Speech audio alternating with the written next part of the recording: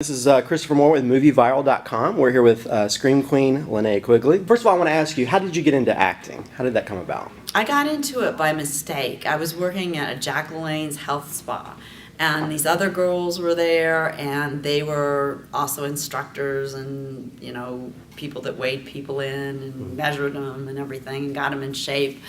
And they said, oh, you know, you can be a model and stuff like us and get into acting. And so I followed them and I went on like a photo shoot thing, and I ended up doing the photo shoot and getting in a magazine. I don't even remember the name of the magazine, but then I got an agent from it and I started taking acting classes, and he sent me out and I started getting like little extra parts and then a little bigger part where I'd have one line like hello or something, and it just spiraled from there. It was an accident. Mm-hmm.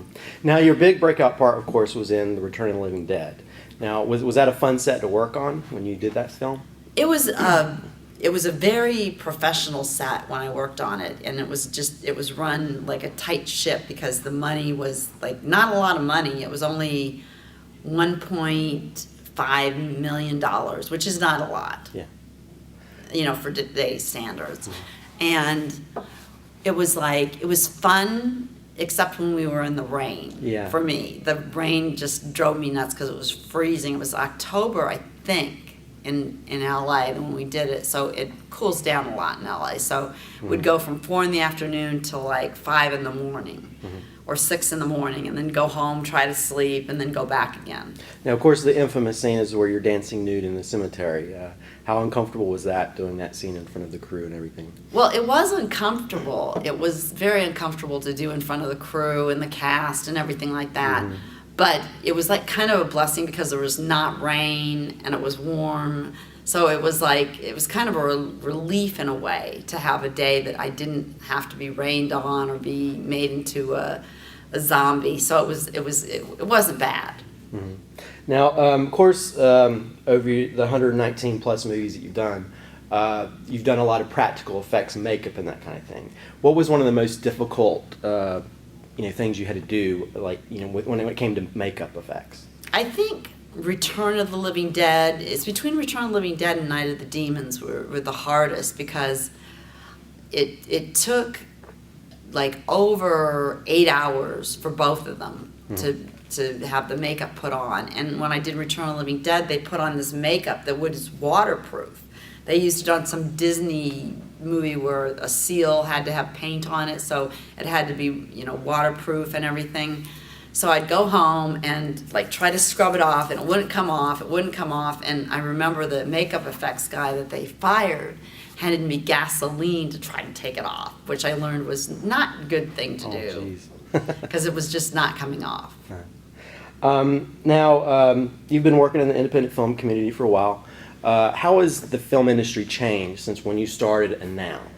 Or has it changed? It's changed a lot from when I started. When I started, everything was on 35 or 16 millimeter, and you had to have somewhat of a budget from a studio or distribution company to do a film. And they usually would when I first started, I would do a lot of the mock, drawings or paintings or pictures of like I did Reform School girls before they sold it on the idea of, here's this picture of 3 girls in, sexy prison garb, and then sell the movie by that way. And nowadays it's just, I've got, Tony Todd to be in the movie, and, they sell it that way.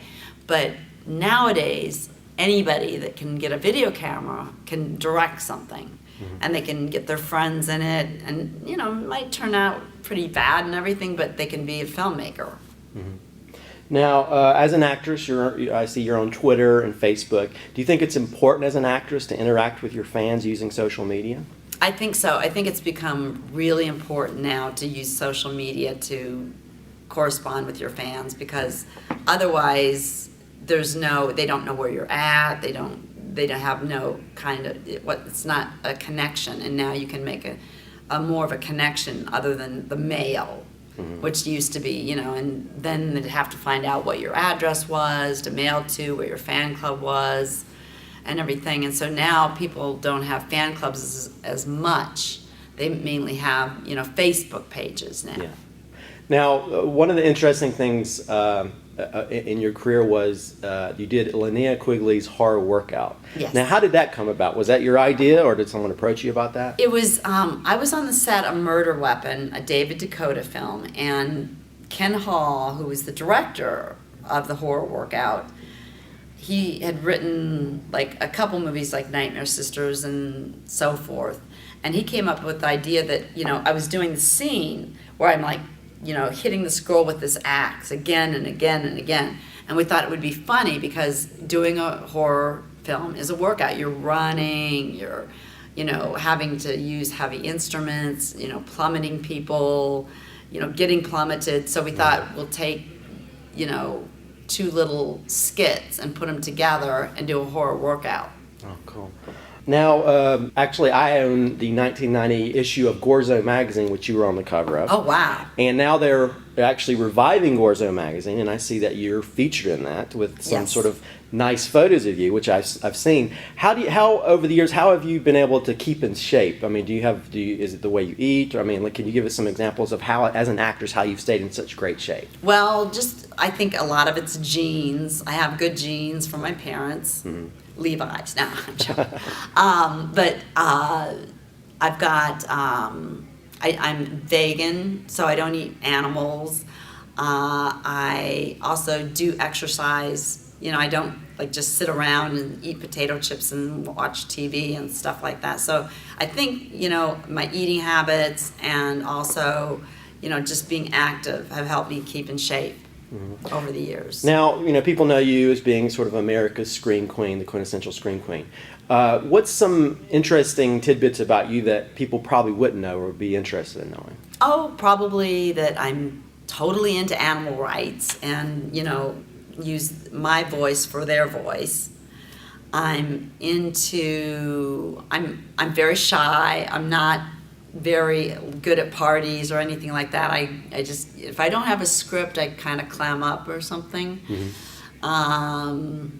And so I wouldn't call myself antisocial, but I'm not good socially at parties and things like that. And what else would be interesting for them to know? I like crime shows. Crime shows? I love crime shows. What's your favorite crime show? I think True TV or it's called ID right now. Oh, yeah. I watch ID all the time. Investigation Yes. Discovery. Yeah, Discovery. So what projects do you have coming up that people would want to know about? There's a lot. Disciples, I've got 3 changes in age and demonic possession in it. It's got Tony Todd, Bill Moseley, Cameron Toy, Angus Scrim. It's got a really big cast of good people. Disciples will be out. Blood Story is another one coming out. I just did the past couple months, The Hunters, which is a very disturbing horror film. And then I did a musical comedy right before I got here called The Unquenchable Thirst for Bone or Juice. And it's funny. It's kind of like, a Albert Brooks type movie where, there's a lot of fart jokes and stuff like that. Well, I appreciate you. I mean, Mel Brooks, I'm sorry. Oh, Mel Brooks. Oh, yeah. Yeah, there's a difference. Well, I appreciate you talking with us today, and good luck with all your future projects. Well, thank you. Thank you.